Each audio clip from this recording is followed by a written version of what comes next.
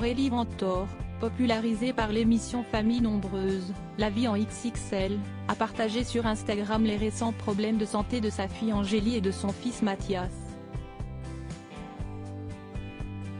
Le couple attend leur 5e enfant pour novembre.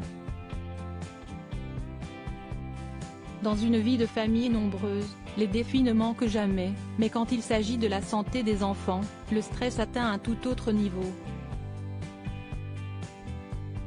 Aurélie Ventor, bien connue des fans de famille nombreuse, a mis à jour ses followers sur les inquiétudes médicales concernant ses enfants, générant une onde de solidarité parmi sa communauté. Si Aurélie attend avec impatience la naissance de son 5e bébé, une fille, prévue pour le mois de novembre, elle n'oublie pas ses autres bouts de chou. Angélie, une de ses filles, a récemment suscité des inquiétudes en raison d'une suspicion de scoliose. À la recherche de réponses, Aurélie est allée voir un spécialiste pour effectuer une radiographie. J'ai emmené Angélie faire une radio pour sa suspicion de scoliose.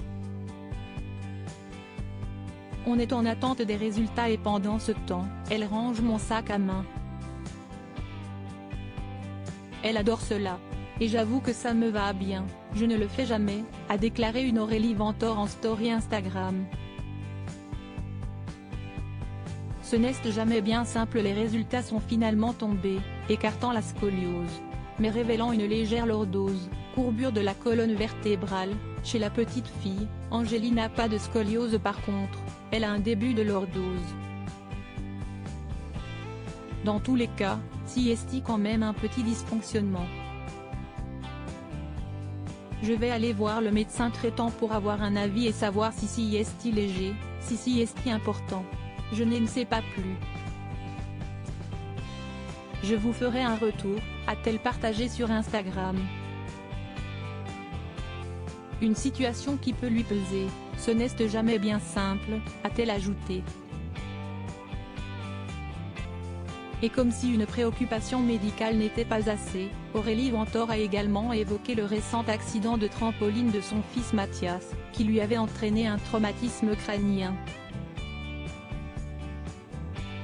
Parallèlement à cela, Mathias a rendez-vous à l'hôpital de Toulouse. Ce sera seulement au mois de novembre parce que pour lui, il a un suivi de scoliose. Et du coup, est un petit peu plus poussé au niveau des recherches. Et pour le coup, la radio se fait à l'hôpital, a-t-elle ajouté. Il faut dire que dans une famille nombreuse, il y a toujours des complications.